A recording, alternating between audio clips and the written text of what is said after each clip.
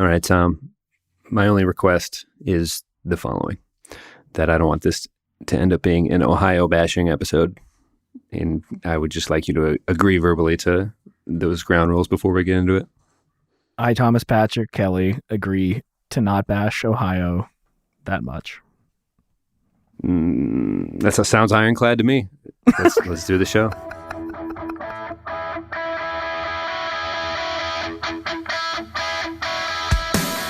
What is going on, everybody? I'm Tom. And I'm Pat. We're best friends, and you're listening to the Reminiscent Podcast. They say you can't choose your family. Well, you also can't choose which era of music you grew up in. This is a weekly show where we discuss our favorite bands from adolescence and how they continue to shape our lives today. Each week, we'll head back to the early 2000s and take a closer look at the cards we were dealt. We have been talking about the Hawthorne Heights episode for quite a while.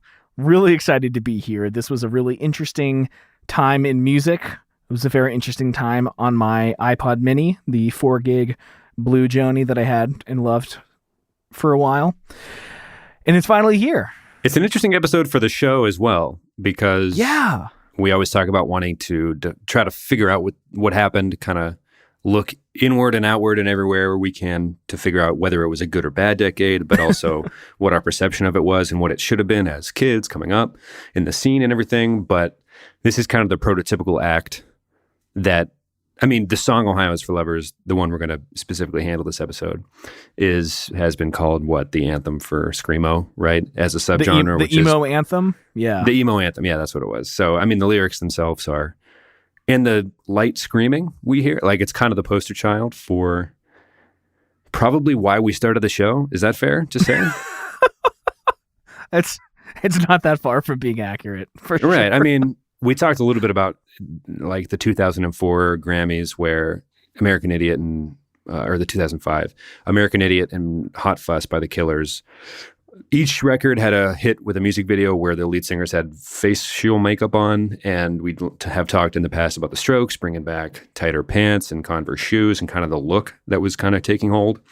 But this was it kind of all coming together, kind of, I guess, the rise of scenes not that they went anywhere or anything, but should we just start with my quick disclaimer about Ohio music so we don't get ahead of ourselves too much? Sure. Okay. Are you ready for this? Are you going to be mad at me? No, let's do it. I think it's important to note, okay, well, let's say Hawthorne Heights is from Dayton, Ohio, right? Yep. So we kind of head into every episode with what we assume that's going to be the storyline, right? I think that was true with Hoobastank. It was true with a zillion other songs we've done. Yes. And we learn a little nugget here and there, everything, whatever. And I guess I assumed they were from a more rural spot in Ohio. I think when you look at the lyrics on the surface, there's a hopelessness there, right? And you wonder if that's a Midwestern thing or a post 9/11 thing, and we wanted to dig in a little deeper. But they're from Dayton, right? And Guided by Voices, the indie darlings are also from Dayton. So you're like, okay, should we just blanket low-hanging fruit, do the wow, how upset? There's that internet joke where there's a ton of astronauts that have been born in Ohio, and the joke is what is it about the Buckeye State that makes people want to leave the planet so badly? And it's kind of that low-hanging fruit, which you see it in 30 Rock, you see it in How I Met Your Mother, kind of the whole kind of on Ohio thing.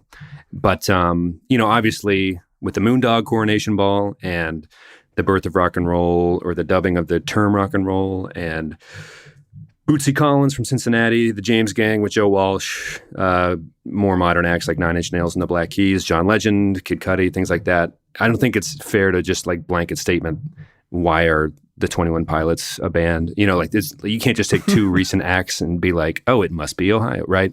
So we kind of did a little digging, and there are three pretty distinctly historically strange bands that have come from the state, and we were trying to wrap our heads around, and interrupt me whenever, if it was what type of hopelessness or angst or whatever this is coming from.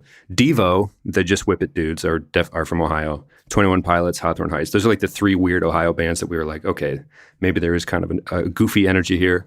And you dug a little deeper and found that there was kind of mid-2000s, is it post-hardcore or metalcore little bit of an explosion in Ohio that were these types of like, I don't want to just blanket the subgenre screamo because I want you were kind of more into this music than I was, but what would you say this little blossoming of these little like attack, I guess I'll let you take the floor, but there was a little bit of a bloom of these types of bands in the mid 2000s in Ohio, right?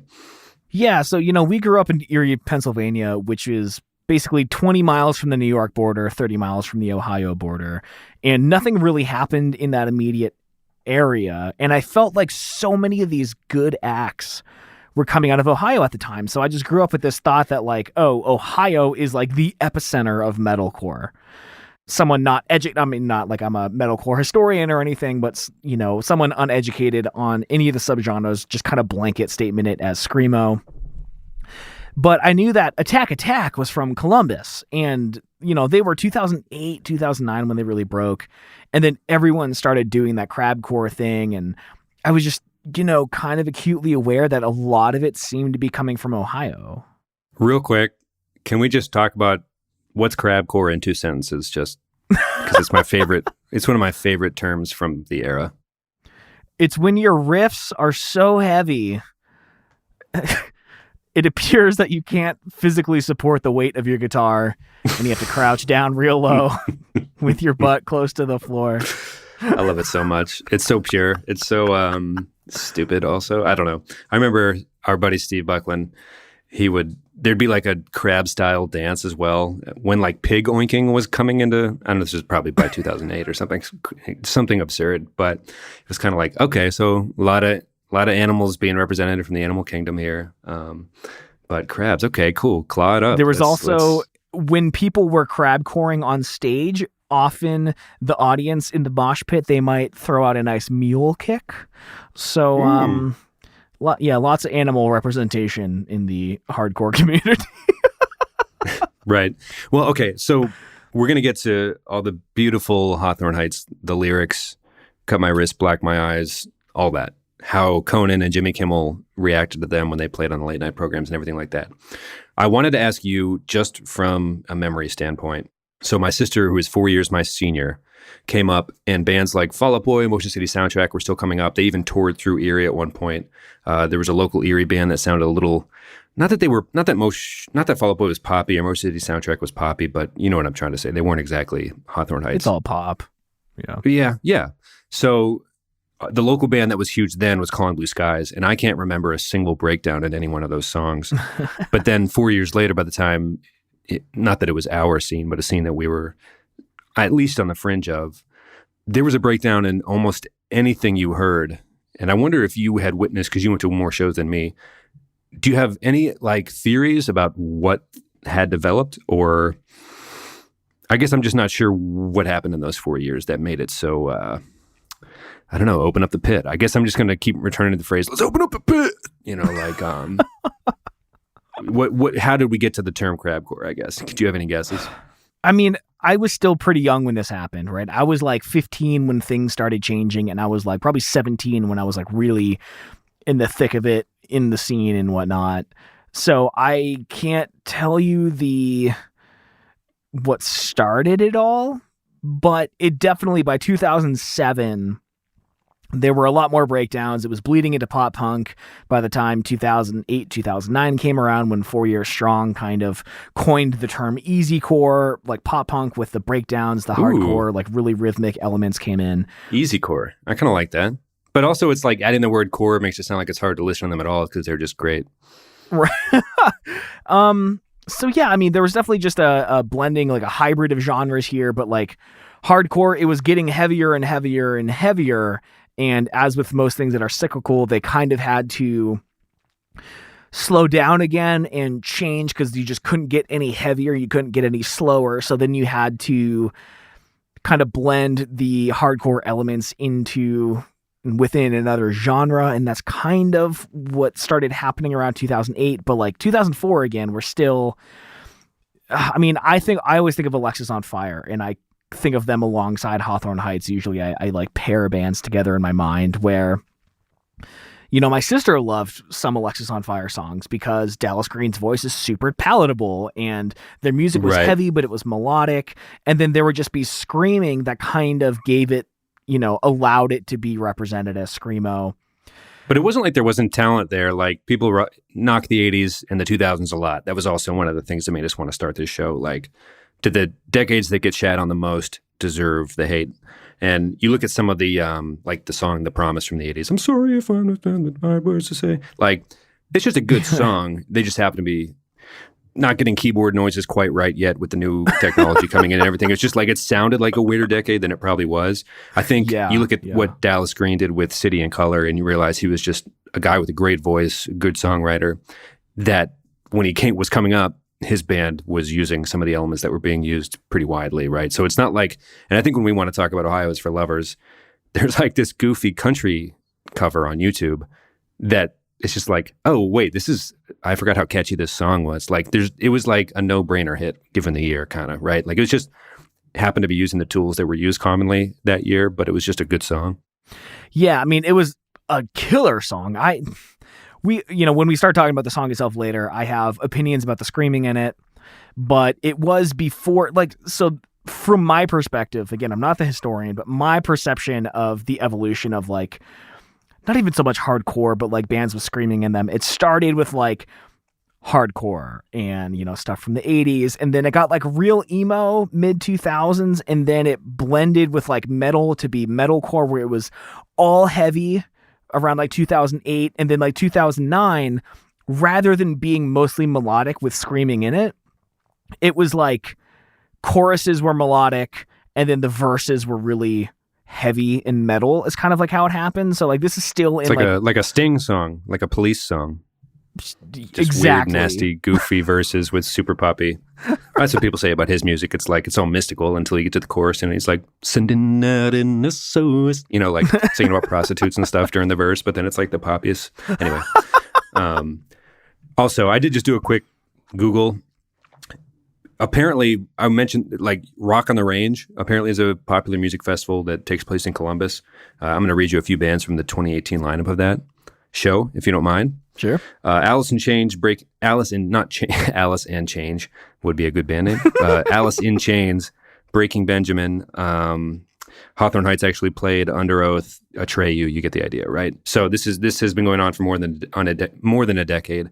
Perhaps as we kind of dig a little deeper, there's more of a hardcore scene in Columbus and Central Ohio than we gave it credit for. Maybe it reached over to Dayton in the early 2000s when it was way more popular. But again, it's hard to pin this on Dayton. But maybe that sheds a little light on the need to open up the pit in Central Ohio, maybe. But that's just my best guess. Let's talk about it this time. We have Attack, Devil Wears Prada, Before Their Eyes, Inhale, Exhale, A Graceful, Beartooth, Like Moths to Flames, Close to Home, Mushroom Head, The Plot and You. Were all bands that I found in like a 30-second Google search. Hardcore, metalcore, screamo, whatever bands from Ohio that were like, big during the years 2000 to 2010. That is an insane amount. And we were kind of talking like, what is it about Ohio that makes them angsty and want to scream and, whatever. But we also just found out in the process that there weren't just more metalcore bands from Ohio. There were just like a lot of great acts that came out of Ohio. So it seems like we had this incomplete section of data where like, oh, it's all this screamo, but no, it was just like everything. A lot of stuff came out of that. But we've also talked at length in previous episodes that like, does it take a certain amount of self-loathing or hatred or depression or anxiety to really truly be like a great artist or a great creator? Or is it just a fact that there's not much competition in Ohio for a band to do well, take over the local scene, get noticed by labels, and then send them around the world? Like obviously in LA, there's more competition, or New York City. What is it about Ohio? It might be all of those things together, but either way, it's interesting. Yeah, I don't know. I mean, we wanted to blame it on the Midwest in general, but for those following along with our quote-unquote unofficial, it's not a book club, but it is a book club, the book Meet Me in the Bathroom talks a little bit about Omaha and how Conor Oberst and Bright Eyes got their start there, and they had their own indie label there And they ended up signing acts like Rilo Kiley with Jenny Lewis and everything. And I think Bright Eyes and Rilo Kiley would generally be looked back with a little more like coolness than Hawthorne Heights, right? If we're talking about it in those terms. So being from Omaha, it's kind of tough to hang it. I kind of came into the episode thinking that it was just going to be like, what is it about the Midwest that makes people so sad, I guess, right? But it's kind of tough to pin it. You can't really paint with that broad of a brush, but kind of thanks to you, there was a little bit of a boon in the mid-2000s in Ohio for sure. Do you want to do a little band history? Yeah, let's do it. Because this is the Hawthorne Heights episode, not the Ohio episode. Right. I mean, I think both of us were pretty pumped to get into it because this is the poster child. And I almost think we'll probably end up doing this episode again sometime to do it better the more we learn. People who listen along every week probably learn along with us as we kind of uncovered stones here and there. Because I think the people who live through it aren't necessarily old enough yet to get bored enough to dig through all of it, right? Right, yeah. Other than there's generally BuzzFeed listicles about like emo lyrics you can still relate to, but that doesn't really help like describe what was happening at the time, which is kind of what we're trying to do. But yeah, do you have fast facts ready? I'm going to open up the doc and kind of scroll through. I kind of lost my place talking about Omaha there for a second. Damn you, Connor Oberst. Well, I do have kind of something that I just thought was a little funny. I moved from Pennsylvania to Northern Virginia, like the DC area, when I was 18 for college. And I was coming, out of a hot emo and hardcore scene at the time. I had never been to Virginia before. And I see all the signs, Virginia is for lovers. And I was like, oh, no, wait, did they take that from Hawthorne Heights? Not realizing it's been their slogan since the late 60s, and Hawthorne Heights probably took it from them. Yes, yeah, for sure. But it was, what's kind of funny is since this is kind of the emo anthem and it has Ohio in the name, people just kind of equate Ohio with emo now and all this stuff. And like Jared Along, who's like I don't even know what you call him. He's like a comedy, pop punk, easycore, hardcore YouTuber, artist, really interesting guy. He wrote a song called Ohio is for Emo Kids. And just something about all of that, blank is for blank is so funny to me because my mind anchored that arrangement of words with Hawthorne Heights, not a slogan from the 60s. And yeah. Here's a good, like, if Ohio is for emo kids, it would explain a lot about what the band's first EP was titled, right? Are you ready for this? It's definitely, if you watch the movie Accepted, you can tell how far the conversations have come about what, what's acceptable in the last 10 to 15. Right. Exactly. So they were originally known as A Day in the Life, the band, and their first record was a demo called 4 Bullets for One Girl, which is like the most demented take on two guys, a girl, and a pizza place I've ever heard in my entire life. Oh my God. Pretty rough, right? Like wouldn't fly today, of course. But after significant lineup changes, they ended up changing the name to Hawthorne Heights. I guess the drummer at some point mentioned that it was taken from author Nathaniel Hawthorne. I would say good change. I would say distance yourself from that for sure. But yeah, it sounds like their first album did pretty well. Yeah. I mean, this is the one that people think of, right? Like, I didn't. Yeah. Are they a one-hit wonder? Should we just establish that at the moment or right now? I mean, obviously, we talked about Wheatus a couple weeks ago. Some of these bands obviously continued to produce, but on over what scale, right? I mean, I think of them as a one-hit wonder. You said you knew a few of their songs, though, right? I knew like 3. And again, LimeWire. So I was pulling the singles that LimeWire had, which were like Ohio's for Lovers, Silver Bullet, and Nicky FM. Nicky FM was the other big one. But those 3 are the only songs I know from them, and they're all from The Silence in Black and White. None of these did super well. I mean, their first 2 albums were certified gold, which is 500,000 copies. I mean, I think for the genre, that is huge. I mean, they charted number 3 in the U.S. indie charts, 56 on just the U.S. charts. I don't know what chart that is, but like they put out a record with Victory Records, which their reputation went down the drain, but it was I wouldn't say reputable, but a big label at the time. Why their reputation? Oh, the record company's reputation went down? Yeah, just being slimy and not caring about their artists. And there were all these like horrible deals that they had people signed to. And there was a lot of controversy, like 2000, I think it was 16. I think a lot of stuff surfaced from them. Oh, okay. Well, it sounds like, speaking of Victory Records, Tom, it was at the time the company's highest selling debut, but it wasn't like that at first. Wow. The sales were slow. But then the video for the song came out and started getting some airplay on MTV, and it was kind of a breakout hit. I think probably the country was, based on what happened, this song was just waiting to come along, kind of, right? Like the Cut My Wrists and Black My Eyes with a little bit of screaming. It's like, this is what I'm, like, what's that MC Lars thing? Get me something the kids will cry for. Yeah. But anyway, after the MTV exposure, it kind of exploded and ended up being the highest selling debut for the Victory Records at the time. And then, yeah, like you said, Silence in Black and White was certified gold, which is, it's weird to look back and see how successful some of these bands were because, I mean, obviously dude, did you know that there's just like so much music? Like, but you know what I mean? It's just like, oh, wow, they went gold. Wow, good for them, I guess. But, yeah, it's became the emo anthem. I mean, when did you first hear it? Do you remember? Well, I just want to say that Victory Records sold like 3 weeks ago for $30 million. You want to start a record label, man? Yeah. Let's do it. So the first time, I don't remember how they came on my radar, but it must have been 2007 because I was a junior in high school. This is like really when like metalcore and screamo was kind of like accepted into my life. It might have been Cameron. I think Cameron Wazorek is the person who introduced me to them because he introduced me to Inhale Exhale and Under Oath and a bunch of bands like that.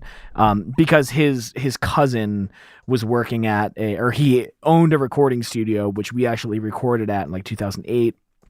And they were in the scene. They were older.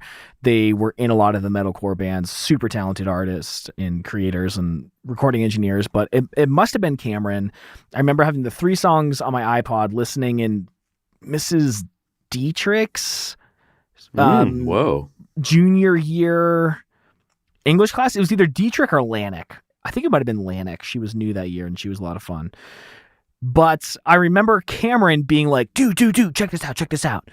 You know, like the EQ settings on your iPod? Well, I found one called like Vocal Boost or like Speech Enhance. And if you listen to it, like you can hear that their singer is whisper screaming. He's not even really screaming. He's just whispering it. And I was like, I don't know, dude, like sounds like a stretch. But I think he actually 10 years later is actually right. Cause like, who said that? Cameron said that. Oh, interesting. Well, if you watch them live, he's not exactly like his veins aren't popping out of his neck or anything. So I wonder. Well, they're not supposed to. There is a method of like screaming where you're not actually screaming full volume. Like screaming actually isn't that loud if you're doing it properly. But I think he might actually be kind of. So really, it's like a voice acting technique. It's not just like yelling. It's like a voice acting thing where you can. It's like doing a Donald Duck impression. Like it shouldn't take too much effort if you're doing it right. Yeah, it shouldn't take any more effort than singing properly. And like people train. I guess I assumed like singing. I guess I assumed like you'd have a guy that just would burn.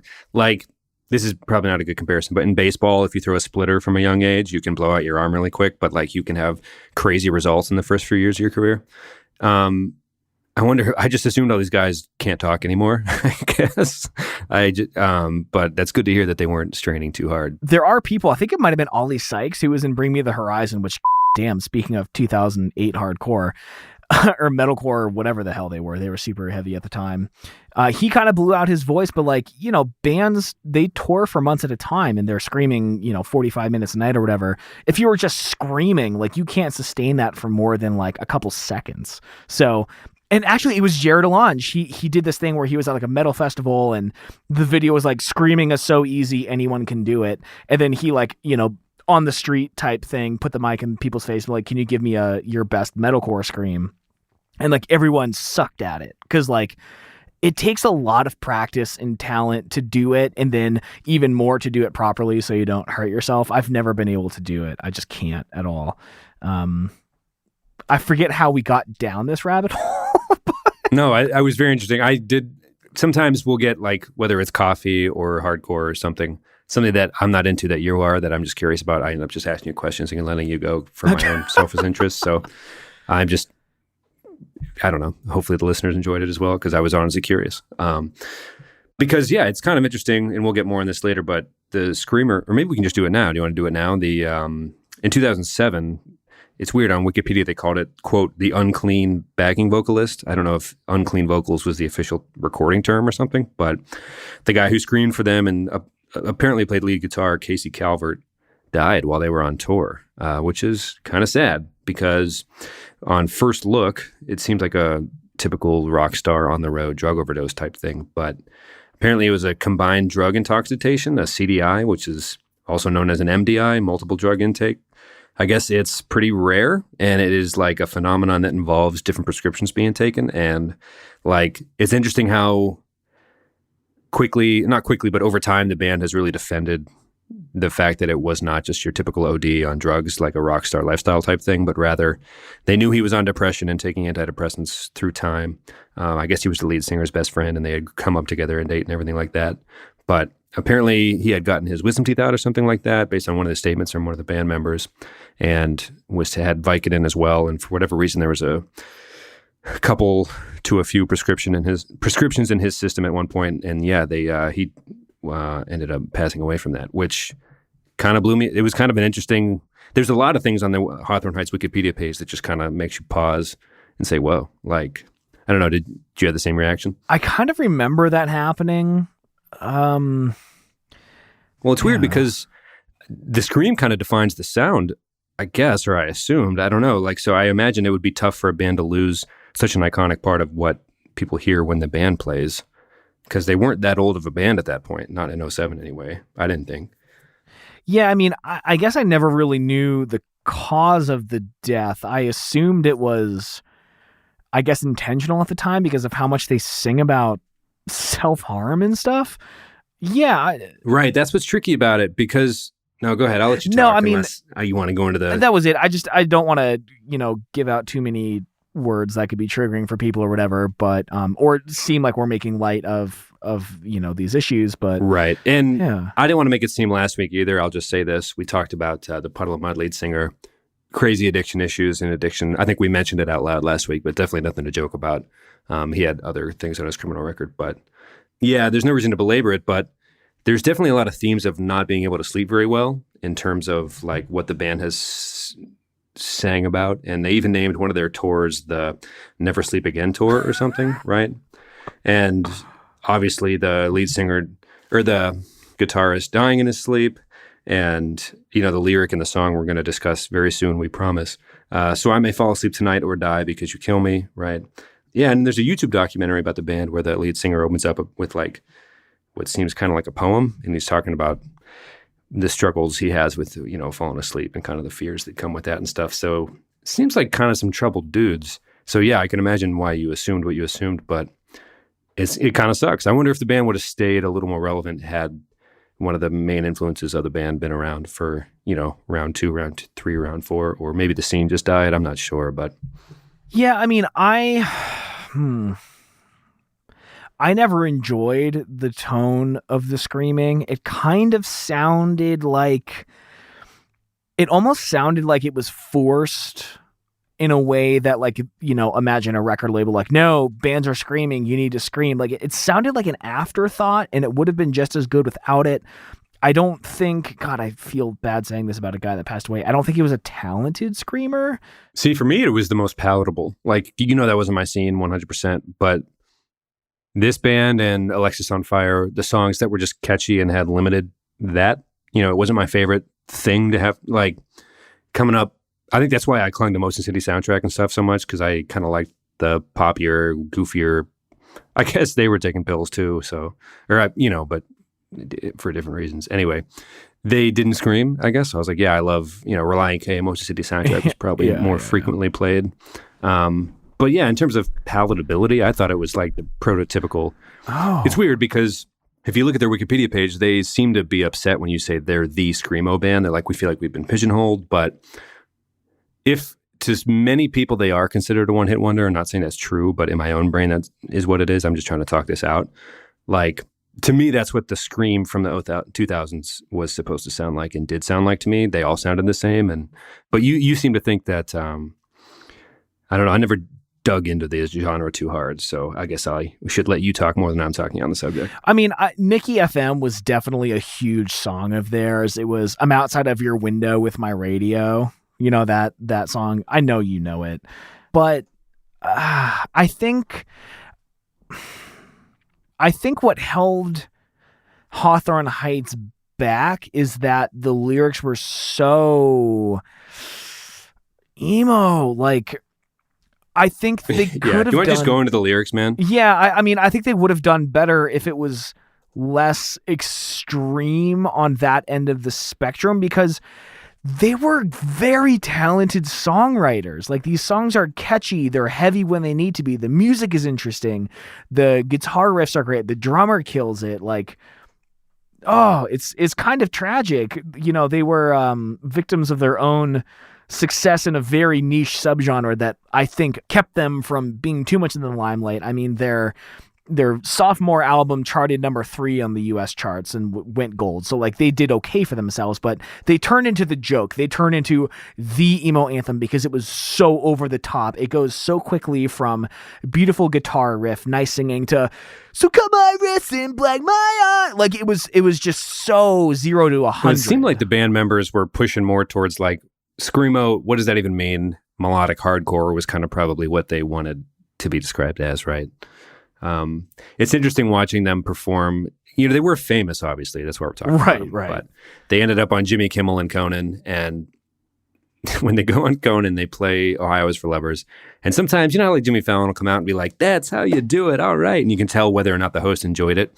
Conan was visibly scared, kind of like, thank you, gentlemen. Thank you, gentlemen. You know, like, don't assault me on the way out type thing. Like, what is going on with these guys? But when he's on Jimmy Kimmel, it's weird because all these emo kids are in the audience. It's like they took a VFW hall from, you know, Dayton and dropped it right in the middle of Jimmy Kimmel's studio.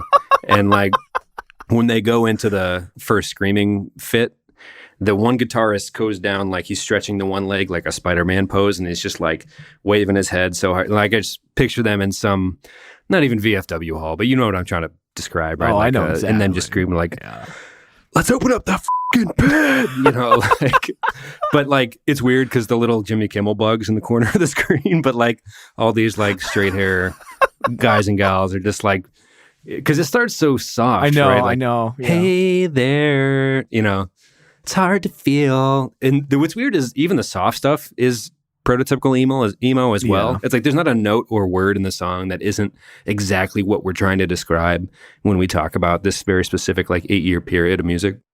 You know, I do also want to mention, you referenced Relient K earlier.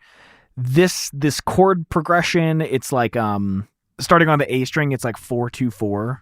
It was used in the song When I Go Down by Relient K, and I always thought it was funny that one was super emo about cutting your wrist and the other one was about like praising God or whatever. But like, this chord is like not a super common one, but it's used in a lot of things. I know the Wonder Years used it at one point too. I like the connection between those couple things there for sure. Yeah. Also, Relient K, Jimmy Eat World. Who else? Oh, Academy is. We've got. Thanks for joining the conversation on Twitter, I guess, @_reminiscent FM.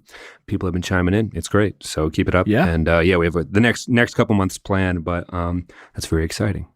But yeah, when the song opens up, hey there, I don't know. It's you're like, oh God, this is, to quote the Twitter phrase I can't pull off every week, it's a whole ass mood for sure. It's like, here we go. It's going to go down.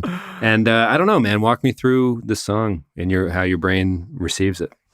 Yeah, I guess I didn't realize it was like, you know, the lyricist is bummed out. They're on tour away from their loved one the whole time, and it starts off pretty innocent.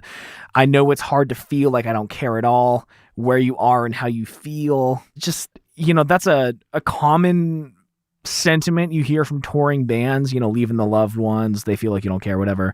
Yeah. I had no idea. I can't make it on my own because my heart's in Ohio. I guess they're out on tour and their loved ones are back home. it's such a pop song, kind of. It's such a hit song that you assume the lyrics are just meaningless pop lyrics. Like, oh, these are all just words that sound nice and mean kind of nothing, so they can sound like they're written about everybody, right? Like, we always come back to that theme of like, they wrote this song about me for sure, you know? And, but yeah, it's interesting to think of them actually just writing poetry about not feeling great and their girlfriends are back home. Yeah. And then it's just, there seems like a lot of indecision, keep rolling on, possibly taken from our friend Fred Durst, keep rolling.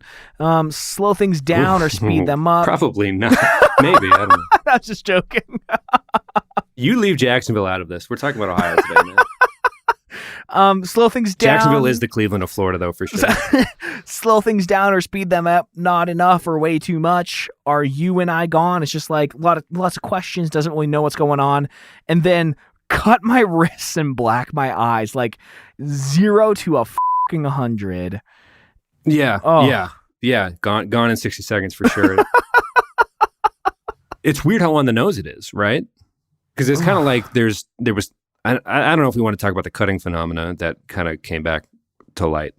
But all the wrist jewelry Hot Topic would sell, people would have it up and down their forearms to hide. It was actually kind of a sad time. We refer to this theme of like hopelessness a lot, but yeah, it's weird that the band just said it, like, because it was kind of like one of those things where soccer moms wouldn't have been able to tell unless they really listened to the lyrics, which they generally didn't with kind of the hip hop genre and stuff. If it would come on, my mom would only speak up when it was like very clear. So it was interesting that they were just like, yeah, we're going to put face makeup on and slash our bodies because we're fucking sad, man. And it was like, wow, okay. So they're just saying it. Cool. Interesting. And maybe that's what made it more popular, just like calling it what it was. I don't know. Yeah. I mean, it's hard to like talk about those kind of topics and still make the argument that like, no, we're not glorifying it, but like also just like, so I can fall asleep tonight or die. It's just like, whatever. I'm already in this place. Like, I don't care how I have to get out of it. Like, right. But here's the thing. Here's the thing, man. There were so many memes now this year about the Area 51 raid where it was like the Area 51 rules and regulations. Below that, boomers' misunderstanding of how willing Gen Xers or Gen Zers are to die, right? Like, and it's just like this funny alien SpongeBob shit nowadays, like these memes like that don't mean anything. But that's what I wanted to talk about at the beginning of the show was like this like sense of hopelessness is not a theme that has left. It just now is faced by SpongeBob and shit on Twitter, right? So like it's interesting that maybe all teens feel this way, you know, right? Like you talk about some of this like, who's that? Ian MacKaye, right? The guy you met in DC who did Minor Threat. Yeah. What's Captain the other Straight band? Edge, Fugazi.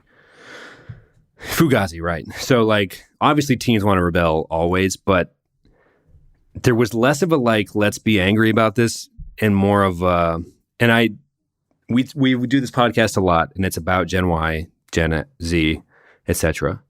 And we never really talk about, you know, the Gen X has the Challenger, Gen Y and Gen Z have the 911, right? But the thing is, I wanted to come in and not necessarily blame it on the Midwest and Ohio because of the Connor Oberst, like, quote unquote, cool music thing going on in Omaha. Like, so I didn't want it to be a geographical thing. But I don't know. There was a darkness to the lyrics, man. And if we're not going to talk about it in this episode, I'm not sure what episode we're going to talk about it in. I just want to know what you think when you heard them. Like, it was almost like too on the nose to even address as taking it. It was almost, I don't know what I'm saying. I'm kind of rambling, but we've done almost 150 episodes on this topic. And it's weird to finally get to like the middle of it and have to talk about it, right? Yeah, dude. I mean, I think just cognitively in the developing mind of a teenager, there's just an awareness and disconnect that happens simultaneously that kind of envelops them in this feeling of hopelessness and despair. Yeah, I mean, it seems like people, I mean, again, we only can see the world from our own perspective, and as 28, 29-year-olds, whatever, people drowning their sorrows in memes and stuff seems to be the way society is now, but obviously there's other outlets as well, you know, the cutting and like that. I mean, dude, I mean... So here, let me take a stab at it real quick. The memes, right? millennial sadness, I think, is one factor. There's like a cocktail we're making, right? There's that, not even joking, just like legitimate hopelessness based on greenhouse gases and stuff. And then there's like this burgeoning metal scene, rock on the range, everything in Ohio specifically.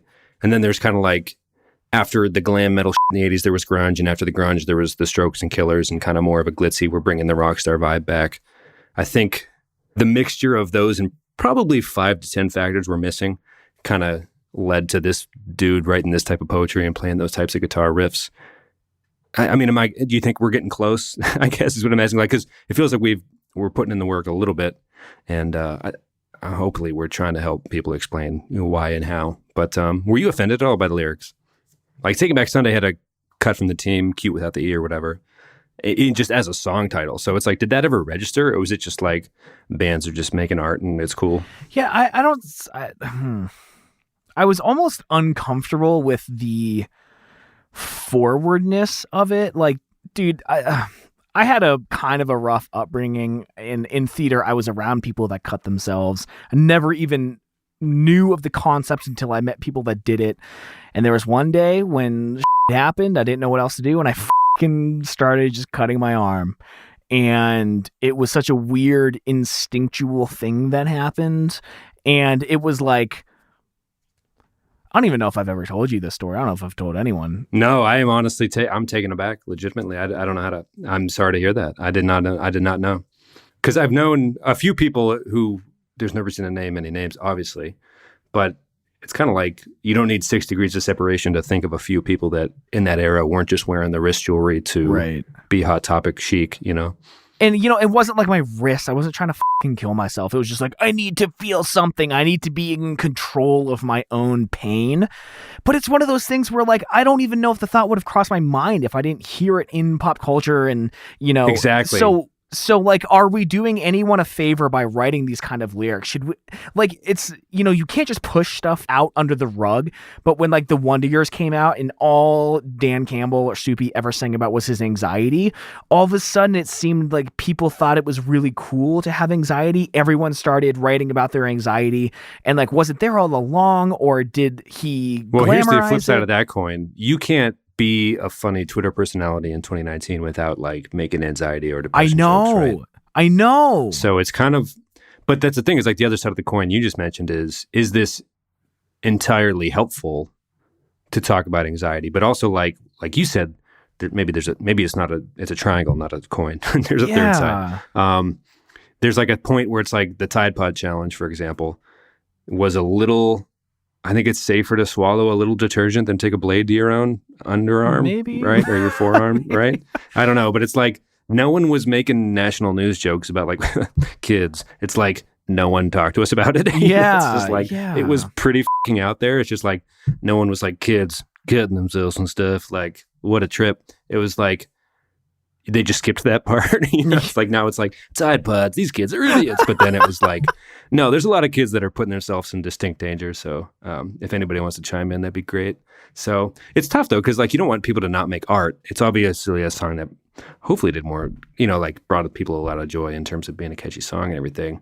But it's interesting that you bring that topic up of like when you touch on those sorts of things, are you bringing light to it, or are you bringing the right or wrong type of light to it? And I think you're never going to be able to like distinctly say whether or not there's no rules to follow. It's just like, hopefully, I don't know. I guess I don't know, because like you said, the anxiety stuff, maybe it is helpful to have people cognizant of how they can react, and it's okay to talk to people and things like that in terms of reaching out for therapy and stuff. But yeah, this was an interesting, like immediate, because after the MTV play for the music video, which we'll talk about in a minute here, it sounds like it kind of blew up, and it was just like all of a sudden the concept of putting on eye makeup and cutting yourself was just if the Taking Back Sunday song didn't make it a talker, this definitely pushed it over the edge, right?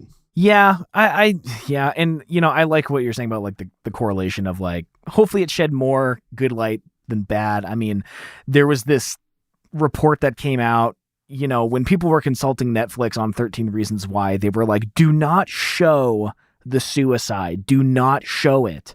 It will do no good. And they showed it. And then like there were reports of like pretty static suicide rates. And then the month that show came out, for like the next 3 months, suicide rates like shot up.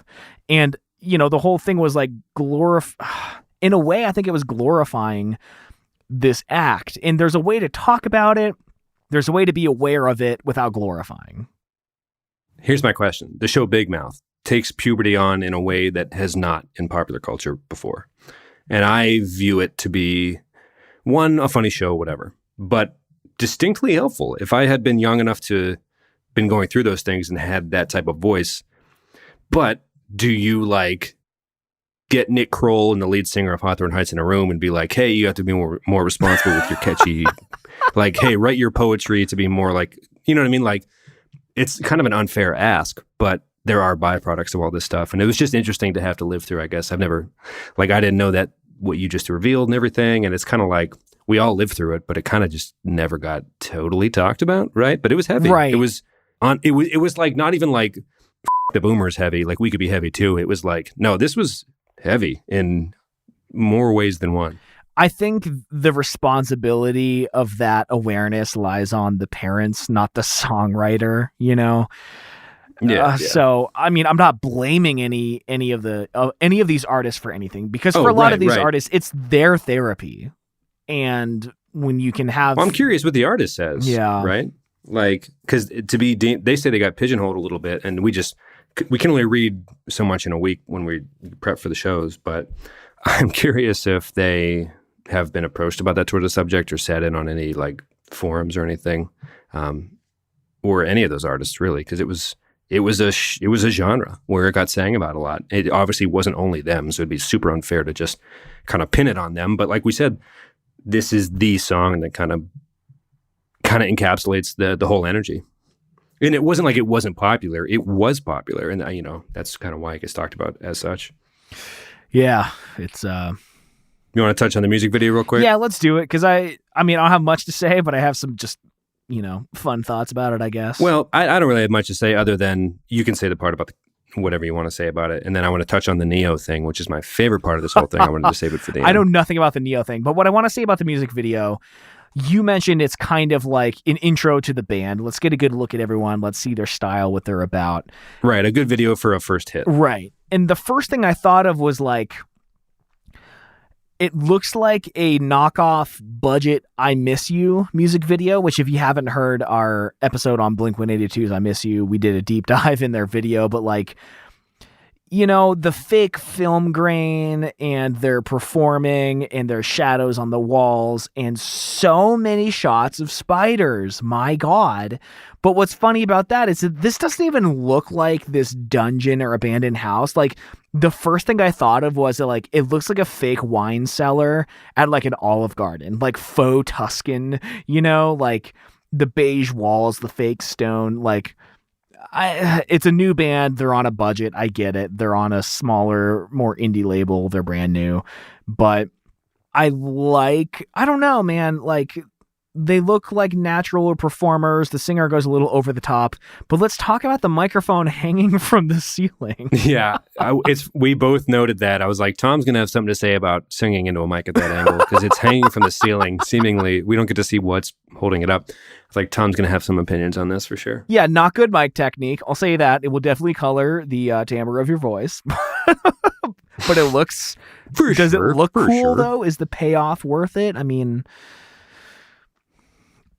Yeah. Yeah. Oh, it is. Sure. I don't know. In the music video, why the hell not? I don't know. I think it's kind of neat. It's almost like a different take on like the Take You Back Sunday, Adam Lazzara holding the mic, interestingly, and throwing it and swinging it around. Yeah. That's my favorite. I've said this on the show before. That's my favorite t-shirt. And this speaks to the whole goriness of all the content. Yeah. But not to speak of it like content, the music we grew up on, but the t-shirt that was light sky blue and it had the microphone hanging around the wearer, like the shirt wearer's neck area. And the mic hung down the side of the shirt and there was blood hanging like you had just strangled yourself. Like, until we had really put into context the whole emo, not ethos, I'm trying to use bigger words than I know, but message, I guess, just the actual physical words that were being used, right? Like, yeah, maybe looking back, that was a little heavy. I don't know, man. But yeah, but he chose to hang his from the ceiling, which I guess when you phrase it like that also is kind of dark. But Yeah, it was a music video where the lead singer in the Wikipedia page said they wore each other's clothes, which was an interesting thing to reveal because it didn't add anything. Yeah, and it would only make it weirder to have us know that, I guess, because they're all pretty similarly sized date nights. So it's like, okay, that's an interesting tidbit, I guess. Yeah, it's just, I mean, there's apparently a storyline of a girl aging, which we both mentioned we didn't even catch the first time. Yeah. I mean, they're good performers. You look at the Jimmy Kimmel. Yeah, dude, they did a good job. You know, they're bringing you. If you listen to this show, I'm guessing that you've been in that VFW hall, right? You've been in that American Legion. You've seen that show. You've heard somebody scream at you to "Let's open up the pit," and you've been in that pit. You've been in that pit. I wore flip-flops to one, and I think it was like a punchline show. I think who opened up? I forget, but I lost my sandal. I was pissed. I got knocked unconscious at that punchline show at the Edinburgh Hangout. Oh, really? By Mike Tidd. Well, it's like, oh my God. He accidentally headbutted me and I blacked out for a second. Oh my God. Still Frame Sky, like there was like these shows at the Christian Hangout. What was it called? The Hangout. No, the Christian Hangout by Family First. Yeah. The Summit. The Summit, yeah. And like they had like a theater style seating. It was like a really top of the notch studio space, kind of like a live, like acoustically. But not a good, it was millions of dollars. I didn't think they realized that. Yeah, like good religion money for sure. Yeah. Like, good for them, whatever. That like, tax-free money, only baby. Religiousness. Right. That sweet, yeah. But these like armrests, these wooden armrests, as if people are going to be watching fucking Shakespeare in this park in Erie, right? Like, of course, the only thing booked there were these hardcore shows. And these dudes were getting just tossed into these like metal chairs that had cushions, but like it's just like danger, man. I remember at the Still Frame Sky show you're mentioning, I envision these like, you know, Lord of the Rings when the black horses line up and run, like in a certain direction. I picture that coming from either side of me. They're just like, let's you know, like, oh my God, like this is not. That's my called scene. A wall of death. That's a real thing. I'm wearing flip flops, man. Like this is not my scene in the least. I remember losing, and thinking back, I'm like, I don't know how I didn't lose a toe. You know what I mean? Like just constantly shuffling in between. Anyway, super silly. Anyway, they brought that energy to the Jimmy Kimmel show, and sorry for the rambling. But it was just like, so weird, but fun, definitely fun. Hit song. And the video was pretty basic. But it served its purpose. Right. It's almost, I would say they're good performers. I would, like, it's a good song. The band performed well. They're just doing their poetry thing in a time when that stuff was being talked about. And last week we were pretty hard on Puddle of Mud, but I guess it is what it is. I would say it sounds like pretty sad. Like they were some troubled dudes who had pretty good poetry, had a hit song, got famous, lost a good friend in the process, which is tragic based on the circumstances. It sounds like it was a pretty rare mix-up with things that were prescribed to him. And an interesting Wikipedia page, an interesting few articles to kind of dig and dive through. A good YouTube little wormhole to go down, I would say. Yeah. I think that ties a bow on it nicely. I mean, do you want to tease what we have next week? Oh, the Neo? Oh, the Neo. Oh, yeah. Wait, no. Yeah. Dude, okay. Sorry, this is my favorite part. Saved it for last. I should have mentioned it before, but let me get a little closer to the mic. So one of the best things that's ever happened to me while doing this show is opening up the Wikipedia page for Hawthorne Heights and seeing that there was a subcategory called Neo Controversy. So I'm just going to read it. Hang tight, everybody. Okay. February 2006, the band was ready to release If Only You Were Lonely through Victory Records. The Victory Records issued 2 statements to fans through the band's mailing list as well as their MySpace, stating that, quote, rock music needs your support, and that, quote, the #1 slot belongs to us. And they also pleaded with fans with this like little messages they were sending out to go to like stores when the Hawthorne Heights CDs were being released. This is in 2006. And sabotage the sales of Neo's record called My Own Words. And like what they were requesting was like, obviously, technology has come very far since 2006. But they were kind of like through MySpace asking people to be like, please go to your CD stores locally and just kind of like don't steal or break or burn the Neo CDs, but just kind of like disperse them in the store, make them hard to find, put them behind Hawthorne Height CDs and stuff. Like it's like this little ballad, like this battle war cry, and it's just such a beautiful. I would argue it's one of the best Wikipedia subcategories out there. If I may be so funny. bold. Did Neo respond? That's the thing, is I couldn't find any part about it being a legitimate beef, but it kind of felt like one of those things, and I could be wrong, but it felt like one of those things where somebody thinks they're being hardcore, but the other person doesn't notice because he's doing pretty well, and I don't know. Yeah, it was interesting. Let's go do this for rock and roll. Go rearrange Neo compact discs at your local store, like just cause a mild nuisance at your local store. I thought it was just 100% terrific, and it was a big like. It was my distinct pleasure getting ready for this show, I got to say. Well, it's not going to get any better than that. So let's let's go to our song of the week, shall we? Yes. Also, apparently Whitechapel recently played at that Rock on the Range near Columbus. So. Oh man, your favorite. Oh yeah, love him. Let's open up the fucking pit. John. We recorded these pretty close. I'm going to go music on you. Ooh, do you mind? Let's do it. Do you even give a care? Do you even give a care? I don't give a freaking heck what your mom says. Yeah, you go first. I need to find it. All right. Well, this song put me in a weird mood, and I needed to hear like the polar opposite of it. So I pulled up 1-800-273-8255 featuring Alessia, Cara, and Khalid by the artist Logic, obviously. That is the suicide hotline phone number as the name of the song. And it was just like, oh my God, there's so much despair. I need to hear something that's hopeful. Like, oh my God.